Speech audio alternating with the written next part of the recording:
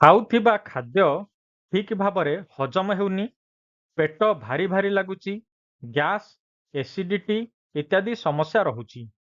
ସୁସ୍ଥ ଜୀବନ ଓଡ଼ିଶାରେ ଆଜି ଆପଣମାନଙ୍କୁ 20ଟି ଆୟୁର୍ବେଦିକ ଏବଂ ହୋମିଓପାଥିକ ଔଷଧ ବିଷୟରେ କହିବି ଏବଂ ତା ସହିତ କିଛି ଘରୋଇ ଉପଚାର ମଧ୍ୟ ବତେଇବି। ଚ୍ୟାନେଲକୁ ସବସ୍କ୍ରାଇବ କରିବା ପାଇଁ ଅନୁରୋଧ। ଡେରି ନକରି ଆସନ୍ତୁ ଆଗକୁ ବଢ଼ିବା। ଯଦି ଆପଣମାନଙ୍କ ପାଖରେ ଏଇଭଳି ଲକ୍ଷଣ ସବୁ ଦେଖାଯାଉଛି, ତାହେଲେ ଜାଣି ନିଅନ୍ତୁ ଆପଣ ଖାଉଥିବା ଖାଦ୍ୟ ପେଟରେ ଠିକ ଭାବରେ ହଜମ ହେଉନି। ଯାହା ଖାଉଛନ୍ତି ଡେରିରେ ହଜମ ହେଉଛି, ପେଟରେ ଭାରିପଣ ଲାଗୁଛି, ଖାଦ୍ୟ ପେଟରେ ସଢ଼ୁଛି, ବାରମ୍ବାର ଗ୍ୟାସ ସମସ୍ୟା ଉପୁଜୁଛି, ଖାଦ୍ୟ ବାନ୍ତି ଆକାରରେ ଉପରକୁ ଉଠଉଛି, ପେଟ କାଟୁଛି, ଆମ୍ବିଳି ହାକୁଟି ହେଉଛି ଏବଂ ପେଟ ଜଳିଲା ଭଳିଆ ଲାଗୁଛି। ଏହି ସବୁ ଲକ୍ଷଣ ଯଦି ଆପଣମାନଙ୍କ ପାଖରେ ରହିଛି, ତେବେ ସତର୍କ ହେଇଯାଆନ୍ତୁ। ଶରୀରରେ ବିଭିନ୍ନ ପ୍ରକାର ରୋଗର ମୂଳ କାରଣ ହେଉଛି ପେଟରେ ଖାଦ୍ୟ ଠିକ ଭାବରେ ହଜମ ନହେବା, ଖାଦ୍ୟର ସାରାଂଶ ଦେହରେ ନ ଲାଗିବା। ତେବେ ଖାଦ୍ୟ ହଜମ ନହେବାର କାରଣ କ'ଣ? ଯେଉଁମାନେ ବାତ ପ୍ରଧାନ ବ୍ୟକ୍ତି, ସେମାନେ ଅଧିକ ଶୁଖିଲା ଜିନିଷ ବାରମ୍ବାର ଖାଇବା, ପିତ୍ତ ପ୍ରଧାନ ବ୍ୟକ୍ତି ଅଧିକ ରାଗ ଓ ଖଟା ଜିନିଷ ଖାଇବା ତଥା କଫ ପ୍ରଧାନ ବ୍ୟକ୍ତି ଅଧିକ ଚିକ୍କଣ ଓ ମିଠା ଜିନିଷ ଖାଇବା, ଏହି ତିନୋଟି ଯାକ କ୍ଷେତ୍ରରେ ଖାଦ୍ୟ ଠିକ ଭାବରେ ହଜମ ହୋଇନଥାଏ। ଯଦି କୌଣସି ବ୍ୟକ୍ତିର ପେଟରେ ଏସିଡ୍ ଏବଂ ଏନ୍ଜାଇମ୍ରେ କୌଣସି ଅସନ୍ତୁଳନ ଦେଖାଦେଇଥାଏ, କମ୍ ବା ଆଧିକ୍ୟ ଦେଖାଦେଇଥାଏ, ତେବେ ମଧ୍ୟ ଖାଦ୍ୟ ଠିକ ଭାବରେ ହଜମ ହୋଇପାରିନଥାଏ। ଖାଦ୍ୟନଳୀ ଏବଂ ଅନ୍ତଃନଳୀର ଯଦି ମାଂସପେଶୀ ଦୁର୍ବଳ, ଠିକ ଭାବରେ ମୁଭମେଣ୍ଟ ହେଉନାହିଁ, ତାହେଲେ ଖାଦ୍ୟ ହଜମ ଠିକରେ ହୋଇପାରିନଥାଏ। ପୁରୁଣା ଖାଦ୍ୟର ଅଂଶ ବା ବିଷାକ୍ତ ଅଂଶ ବା ଖାଦ୍ୟ ଅଂଶ ଯଦି ପେଟରେ ଆଗରୁ ରହିଛି, ତା ଉପରେ ଉପରେ ଆପଣ ଖାଦ୍ୟ ଖାଇ ଚାଲିଛନ୍ତି, ତାହେଲେ ମଧ୍ୟ ସେଇ ଖାଦ୍ୟ ଠିକ ଭାବରେ ରକ୍ତରେ ମିଶି ନଥାଏ। ଯଦି ପେଟରେ ଉପକାରୀ ଅଣୁଜୀବ ନାହାନ୍ତି ବା ଯେଉଁ ବ୍ୟାକ୍ଟେରିଆ ଗୁଡ଼ିକ ଆମ ଖାଦ୍ୟକୁ ବିଘଟନ କରି ତାର ସାରାଂଶ ଆମ ଶରୀରକୁ ଯୋଗାଇଥାନ୍ତି, ସେମାନଙ୍କ ଶକ୍ତି ଯଦି ଦୁର୍ବଳ ଏବଂ ଅପକାରୀ ଅଣୁଜୀବ ସଂଖ୍ୟା ଅଧିକ, ତାହେଲେ ଖାଦ୍ୟ ଠିକରେ ହଜମ ହୁଏ ନାହିଁ। ପେଟରେ କୌଣସି ରୋଗ ଯେମିତିକି ଅଲସର ଇତ୍ୟାଦି ଥିଲେ ଖାଦ୍ୟ ଠିକ ଭାବରେ ପଚନ ହୋଇନଥାଏ। ଦୀର୍ଘଦିନ ଧରି କୌଣସି ଔଷଧ ଯେମିତିକି ଆଣ୍ଟିବାୟୋଟିକ୍, ଗ୍ୟାସ୍ ଔଷଧ, ଷ୍ଟେରଏଡ୍, ମାଦକ ଦ୍ରବ୍ୟ ଓ ନିଶା ଦ୍ରବ୍ୟ ଇତ୍ୟାଦି ଖାଇଥିଲେ, ତାହେଲେ ମଧ୍ୟ ଖାଉଥିବା ଖାଦ୍ୟ ପେଟରେ ସଢ଼ିଥାଏ, ଠିକ ଭାବରେ ଶରୀରରେ ବା ରକ୍ତରେ ମିଶି ନଥାଏ। ସବୁ ଜିନିଷ ଠିକ ଥାଇ ମଧ୍ୟ କେତେଗୁଡ଼ିଏ ବଦଭ୍ୟାସ ଯୋଗୁଁ ଖାଦ୍ୟ ଆମ ପେଟରେ ଜମି ରହିଥାଏ। ଖାଦ୍ୟ ପରେ ସାଙ୍ଗେ ସାଙ୍ଗେ ପାଣି ପିଇବା ସବୁଠାରୁ ବଦ ଅଭ୍ୟାସ ଅଟେ। ଏହାଦ୍ୱାରା ଆମ ଶରୀରରେ ବା ଆମ ପେଟରେ ଥିବା ଯେଉଁ ଜଠରାଗ୍ନି, ତାହା ଶାନ୍ତ ହୋଇଯାଏ, ଖାଦ୍ୟ ଠିକ ଭାବରେ ପଚି ନଥାଏ। ନିଜର ପାଚନ ଶକ୍ତି ଠାରୁ ଅଧିକ ଓ ଗରିଷ୍ଠ ଭୋଜନ କରିବା ମଧ୍ୟ ବହୁତ ଖରାପ ଜିନିଷ। ଥଣ୍ଡା ଜିନିଷ ଅଧିକ ଖାଇବା କିମ୍ବା ଥଣ୍ଡା ସହିତ ଗରମ ମିଶାଇ ଖାଇବା ଦ୍ୱାରା ମଧ୍ୟ ଆମର ପାଚନ ଶକ୍ତି ଦୁର୍ବଳ ହୋଇଥାଏ। ପ୍ୟାକେଟ୍ ଓ ବାହାର ତେଲ ମସଲା ଜିନିଷ, ଚିନି, ମଇଦା ଜିନିଷ ଅଧିକ ଖାଇବା ତଥା ସାମର୍ଥ୍ୟ ଠାରୁ ଅଧିକ ସମୟ, ମୁଖ୍ୟତଃ ସକାଳ ସମୟରେ ଉପାସ ରହିବା ଦ୍ୱାରା ମଧ୍ୟ ଆମର ପାଚନ ଶକ୍ତି ଦୁର୍ବଳ ହୋଇଥାଏ। ରାତ୍ରିରେ ଅନିଦ୍ରା ରହିବା ଏବଂ ବିରୋଧ ଖାଦ୍ୟ ଖାଇବା, ଯେମିତି ଆମିଷ ସହିତ ଶାଗ, କ୍ଷୀର, ପିତାକଷା ଜିନିଷ ଇତ୍ୟାଦି ଖାଇବା ଦ୍ୱାରା ଆମ ଜଠରାଗ୍ନି ବିକୃତ ହୋଇଯାଇଥାଏ। ଗ୍ୟାସ୍, ଏସିଡିଟି, ବଦହଜମି ବା ଅଜୀର୍ଣ୍ଣ ପାଇଁ କେତେଗୁଡ଼ିଏ ଆୟୁର୍ବେଦିକ ଔଷଧ ବିଷୟରେ ଆସନ୍ତୁ ଜାଣିବା। ଚିକିତ୍ସକଙ୍କର ପରାମର୍ଶ ଅନୁସାରେ ନିଜ ପାଇଁ ଯେଉଁଟି ଠିକ୍ ସେହି ଔଷଧ ସେବନ କରିବା ପାଇଁ ଅନୁରୋଧ। ଏସବୁ ଔଷଧ ଗୁଡ଼ିକ ଭିତରୁ ଯେକୌଣସି ଗୋଟିଏ ବା ଦୁଇଟି ଔଷଧ ସେବନ କରିପାରନ୍ତି।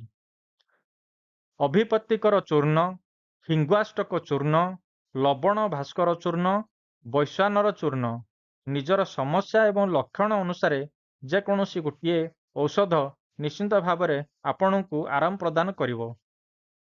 ସେହିଭଳି ଅଭୟାରିଷ୍ଟ ଦ୍ରାକ୍ଷାରିଷ୍ଟ, ଜିରକାଦ୍ୟାରିଷ୍ଟ, ପଞ୍ଚାରିଷ୍ଟ ଏବଂ କୁମାରୀ ଆସବ।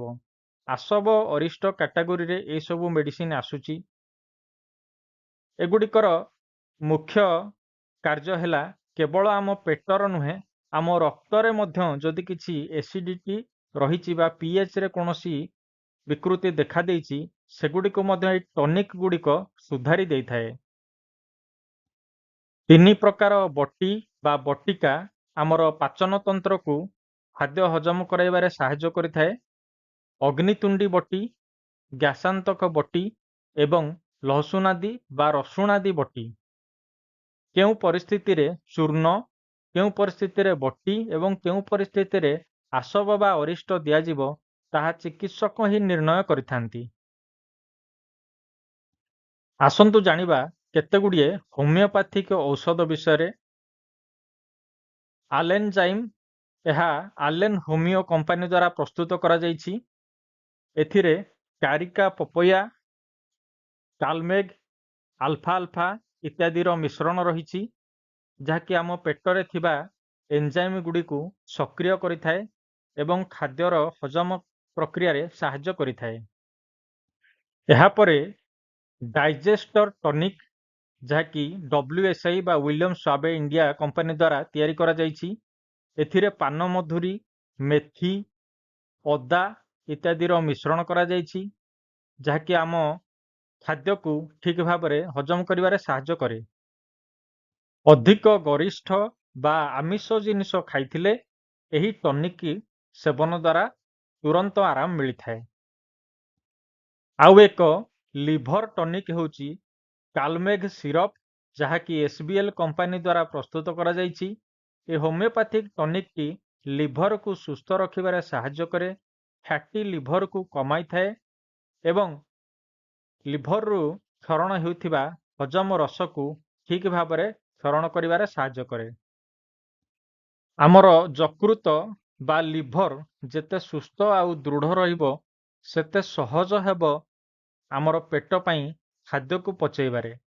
ତେଣୁ ଲିଭର ପାଇଁ ଲିଭ ଟି ଆଉ ଗୋଟିଏ ଲିଭର ଟନିକ, ଯାହା ମଧ୍ୟ SBL କମ୍ପାନୀ ଦ୍ୱାରା ପ୍ରସ୍ତୁତ ହେଇଛି। ଏସିଡିଟି ବା ଆମ୍ବିଳି ହାକୁଟି, ଏହା ସହିତ ପେଟ ଜଳାପୋଡ଼ା, ଏ ସମସ୍ୟାରୁ ରକ୍ଷା ପାଇବା ପାଇଁ ନିକ୍ସୋସିଡ୍ ସିରପ SBL କମ୍ପାନୀର ହୋମିଓପାଥିରେ ଆଭେଲେବୁଲ। ଏହା କେବଳ ଆମର ପେଟ ନୁହେଁ, ଆମର ଲିଭର ଏବଂ ଆମର ରକ୍ତକୁ ମଧ୍ୟ ଆଲକାଲାଇନ କରାଇବାରେ ସାହାଯ୍ୟ କରେ। କେବଳ ଷ୍ଟୋମାକ ନୁହେଁ, ଲିଭର, ଇଣ୍ଟେଷ୍ଟାଇନ ର ସ୍ୱାସ୍ଥ୍ୟକୁ ଠିକ ରଖିବା ସହିତ ବର୍ଜ୍ୟବସ୍ତୁକୁ ଠିକ ଭାବରେ ନିଷ୍କାସନ କରିବାରେ ସାହାଯ୍ୟ କରିଥାଏ ମେଡିସିନ୍ଥ କମ୍ପାନୀ ଦ୍ୱାରା ପ୍ରସ୍ତୁତ ଜଣ୍ଡିଲା ସିରପ। କେତେଗୁଡ଼ିଏ ବାୟୋକେମିକ ମେଡିସିନର ମିଶ୍ରଣ ହେଉଛି ବାୟୋ କମ୍ବିନେସନ ନମ୍ବର 25। ଏହା ଏକ ହୋମିଓପାଥିକ ଟାବଲେଟ ମେଡିସିନ।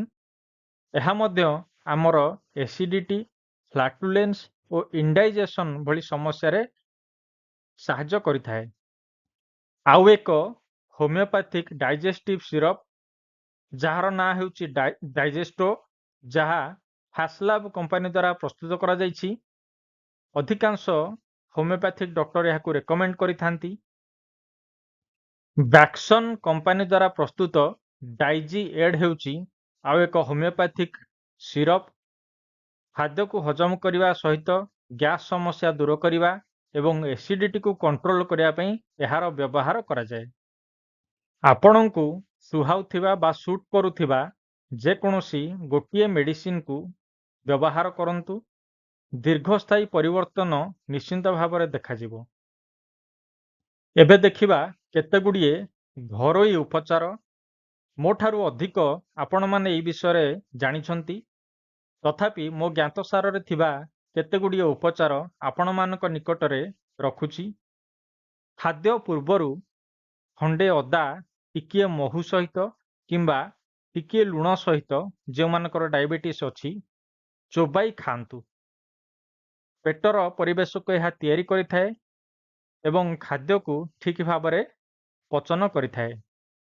ଖାଦ୍ୟ ଖାଇସାରିବା ପରେ ପାନମଧୁରୀ, ଜିରା, ଜୁଆଣି सम परिमाणरे मिश्रण करी भाजी तार गुंड को 1 चामच टिकिए अदा एवं गुड़ सह मिसाई चोबांतु। घोल दही सह टिकिए गोलमरीच गुंड और जीरा गुंड मिसाई मझिरे मझिरे पियंतु। कांजी तोराणी प्रस्तुत करी मझिरे मझिरे ताकू पियंतु। यह द्वारा पेटरे थिबा उपकारी अणुजीव संख्या बढ़िबे। तुलसी पत्र किंबा बेल पत्र सेवन करंतु। पेटर स्वास्थ्य बा पेटर क्षारीय और अम्लीय नियंत्रण ठीक भाव में रहिबो। प्रत्येक दिन खाद्य फाळे लेंबू मिसाई खांतु। कफ प्रधान व्यक्ति सकाळे 2टी लवंग चोबाई खांतु। यह द्वारा सेमानकर जठराग्नि सुदृढ़ हब। धनिया पत्र और पुदीना पत्र खाद्य सामिल करंतु। सबुठारु बड़ औषध जहाको अमृत तुल्य कहा जाए से होची त्रिफला चूर्ण। जेकोसी आयुर्वेदिक चूर्ण हो, टनिक हो, आसब अरिष्ट हो किंबा बटी हो, त्रिफला चूर्ण सबुथिरे मिसुची। किछि न करि पारले केवल त्रिफला चूर्ण को दैनिक गोटे ग्लास उषुम पानी रे भिजाई ताकू पियंतु। थरे बा 2 थर आवश्यकता अनुसार पेटर संपूर्ण स्वास्थ्य को मूलरू ताहा ठीक कर दै थाए। त्रिकटु चूर्ण टिके खाद्य मिसाई खांतु। त्रिकटु चूर्ण हेउची शुंठी पिपली एवं मरीचर मिश्रण। या उपरे मु आगरू वीडियो बनैची, आपण चैनल रे जाइकी देखि पारंती। सकाळु 1 चामच नड़िया तेल किंबा 1 चामच घी खाली पेटरे खांतु। यह बेसी काम करे जो माने बात प्रधान एवं पित्त प्रधान व्यक्ति सेमानंक पई। खाद्यर अध घंटा पूर्वरु अध ग्लास सादा पानी पियंतु। जेमिति नियारे टिके पानी छिंची देले ताहा जोर रे जली उठे, सेई भली अल्प पानी पेटरे पड़िले जठराग्नि अधिक भावरे हुए एवं खाद्य हजम हुए।